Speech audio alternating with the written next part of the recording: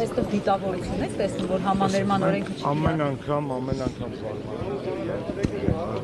ինչ նոր ստորության, անբարոյականության, սրիկայության, ապօրինության սահման է հատում։ Ամեն անգամ ռուսի ասած каждый раз как в первый раз։ Ինչ որ մի բան լինում, ասում ենք վայ էս ոնց եղավ, հետո ուրիշ մարդու հետ լինում նմանատիպ մի բան, ասում ենք վայ էս ոնց եղավ։ Կհիշեք մի դեպք քաղաքական հետապնդման, որ ձեզ մոտ զարմանք, զարհուրանք չառաջացնի այդ փաստ։ Օրինակ Լիդիա Մանթաշյանին կալանավորելը,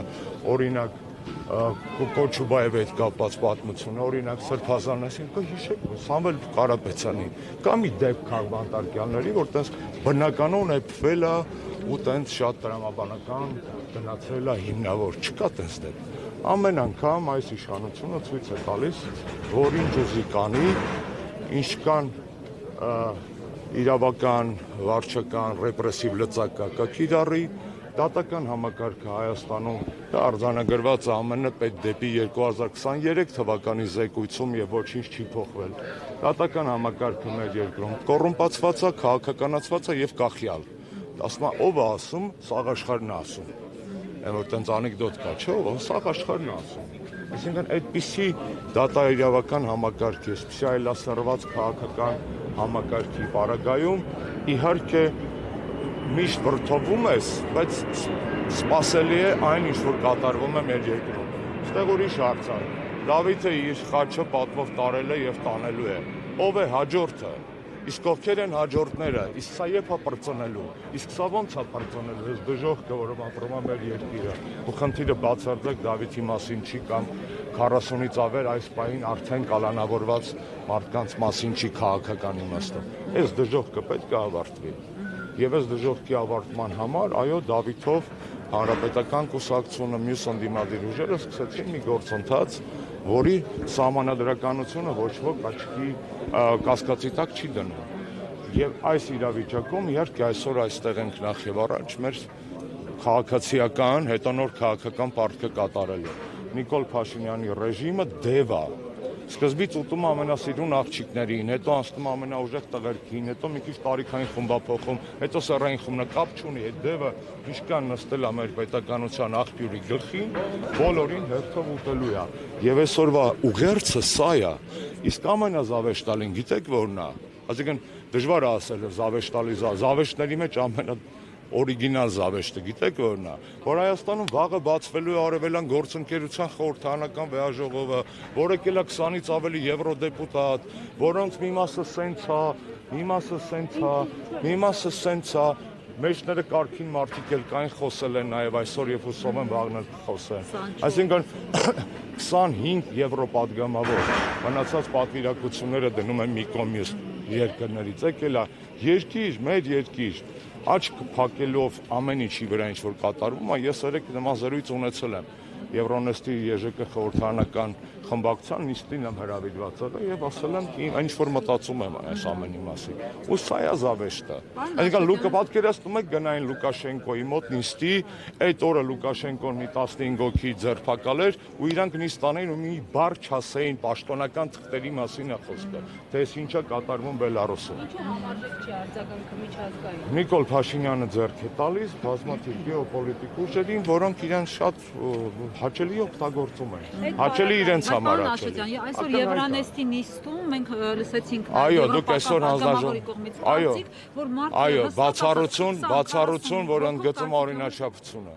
Ես հիմա դա զսպեց։ Իմ կապերով այդպես չի զսպվում։ Խոսքը դառնում է թուղթ, թուղթը մտնում է ռեզոլյուցիա, ռեզոլյուցիան քվեարկվում է, դառնում է խարան։ Քաղաքականությունը տենց է աշխատում։ Մենակ խոսքը քիչ է։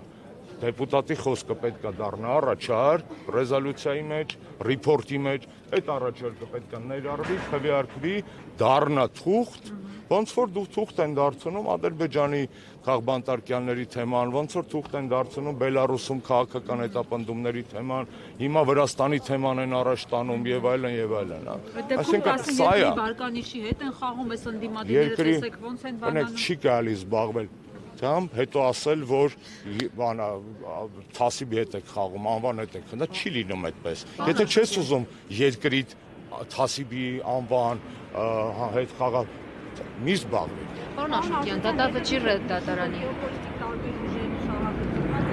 որ Նիկոլը մնա։ Այդ պարագայում ձեր պայքարը որքան կարծում կտա։ Հաստատ կարծում կտա, որովհետև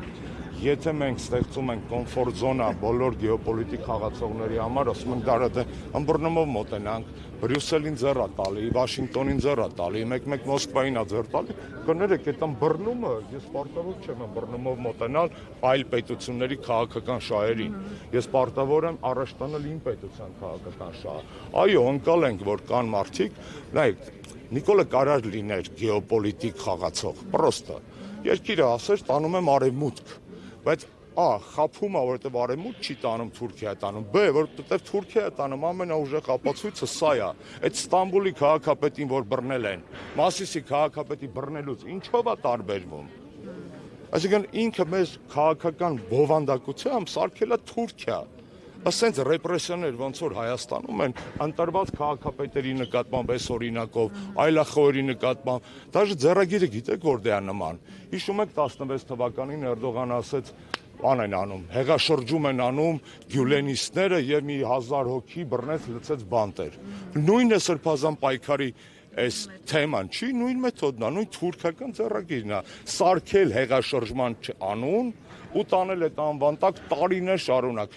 Մեկ էլ երկրորդ բանը ինչ անում է, արևմուտքի վրա որպեսի ծախի իր քաղաքական հետապնդումները որպես ոչ մի բան, ասում է ռուսի ագենտ էին։ Այդ բոլորը ռուսի ագենտ են, տնաշե։ Մի հատ ժիվը ռուսի ագենտ չտես, ամենամեծ ագենտը այդ հեռուստատեսում խոսացող մարդն է, որովհետև չենք էլ հասկանում, մի օր Ռուսիա, մի օր ամերիկացու է, մի օր Թուրքիա, մի օր եվրոպացու է։ Բազմագենտ մարդը խոսում է ագենտությունից։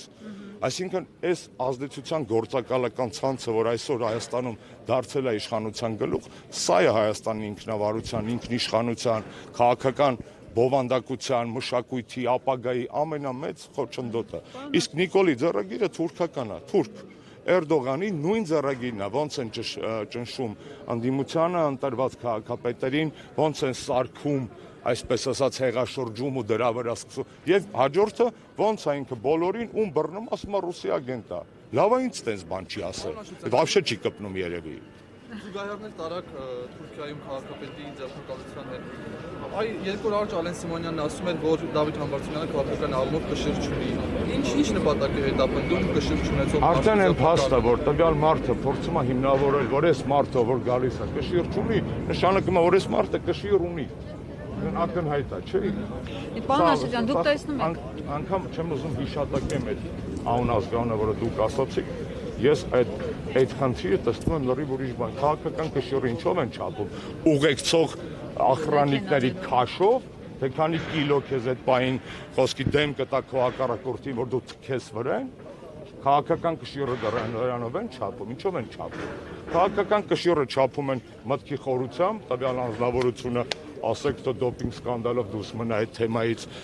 քաղաքական կշիռը չափում են մտքի սրությամբ, քաղաքական կշիռը չափում են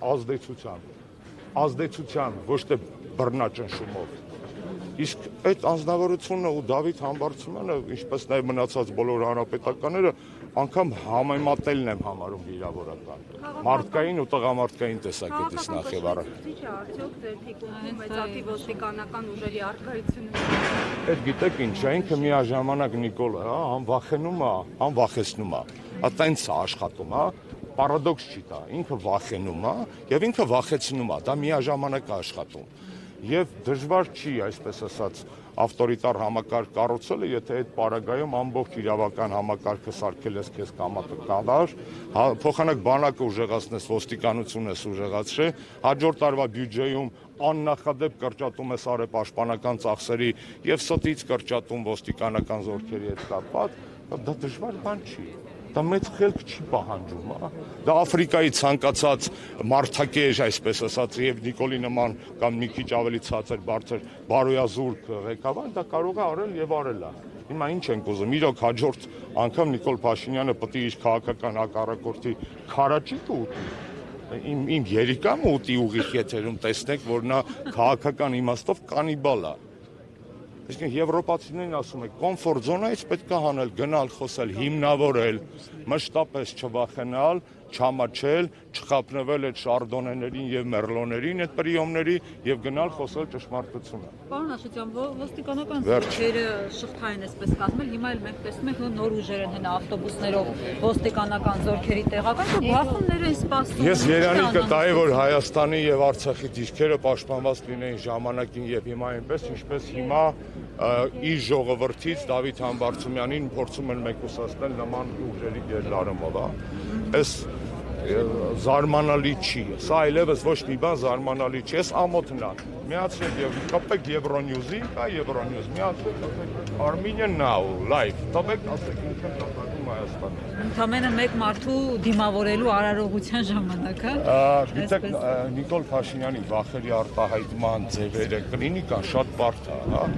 Կարա լինի սենց, սա էլ վախ չէ։ Երկիրը հիշատակումներով կառավարելը կամ ռոլիկների պրասմոտրները ուղիղ ազդեցություն ունեն տնտեսական աճի անվտանգության վրա։ Ինքը ամեն ինչ կարող է ցույց տալ։ Ես որևէ բանի վրա չեմ զարմանում։ Ես 1, 2, 3 անգամ փորձեցի այդ իմաստով ձեռ առնել, այսինքն ես հասկանում եմ, դա կոմունիկացիոն մշակույթ է նոր, բայց եթե լինես նորմալ ապահով հանգիստ երկրի վարչապետ, ուզում ես բիկինիով ամեն առավոտ կապուչինով էփի, мне пофиг, բայց մենք նորմալ երկրում չենք ապրում, մենք նորմալ իրավիճակում չենք ապրում, այդ ամեն ինչը, այդ բոլոր ինչ որ ինքը հրամցնում է որպես մոդայիկ, տրենդային եւ այլն, այդ մեր երկրի մասին չի։ Հազարավոր գերեզմանների մասին չի, տասնյակ հազարավոր անտուն մնացած մարդկանց մասին չի, 100-ից ավել չնույնականացված դիերի մասին չի, այս ամոթը, այսինքն սա է անբարոյական, ջանդամ թե մեզ չի նստացնում, այն մարդկանց պատվի հարցը լուծեր, հասկանում եք, վերջին հարցը խնդրում եմ։ Պարոն Աշոտյան, Սերժ Սարգսյանը գալու է Դավիթ Համբարձումյանին դիմավորելու, թե ոչ։ Դուք առավոտվանից կամ ցերեկվանից այստեղ եք, խորհուրդ եմ տալիս հեռախոսը շրջել, լայվով միացնել, հենց տեսնեք ինձ էլ կասեք։ Չի գալու, այսինքն Դիմադիր համայնքի ղեկավարի նկատմամբ դատական պրոցեսներ է ցույցում։ Այս պահին էլ Հայաստանում կազմակերպվում է թիմ ընտրություններ։ Որքան ու վստահ լինենք, որ ժողովուրդը իր ձայնը կտա եւ որևէ ընդդիմադիր ղեկավար կընտրվի եւ ժողովրդավարական երկրում այդ համայնքապետը չի դատապարտվի եւ համայնքն էլ չի հնարած ղեկավարման։ Շատ դաժան ճշմարտություն հուշեցիք, եթե չեմ սխալվում, այդ ճշմարտությունը պարսկական է։ Ման եթե ձեզ հայոյում են, շնորհակալ եղեք, որ չեն ծեծում։ Եթե ձեզ ծեծում են, շնորհակալ եղեք, որ չեն սպանում։ Եթե ձեզ սպանում են, շնորհակալ եղեք, որ լքում եք այսքան անարդար աշխարհը։ Հիմա այս թիմերի մասին մեր ամբողջ պատմությունը, այո, դառը պատմություն է։ Վալոդիայի սպանությունից սկսած, այսինքն միջև էլ կներեք Մամիկոնի ազատազրկումից Վարդան Ղուկասյանի ազատազրկումով հիմա Դավիթով, այսինքն իսկ падգամավոր չունենք ընդդիմադիր։ Արտուրը նստած է Սարգսյան։ Իսկ միջև էլ չենք ունեցել ընդդիմադիր գործիչներ,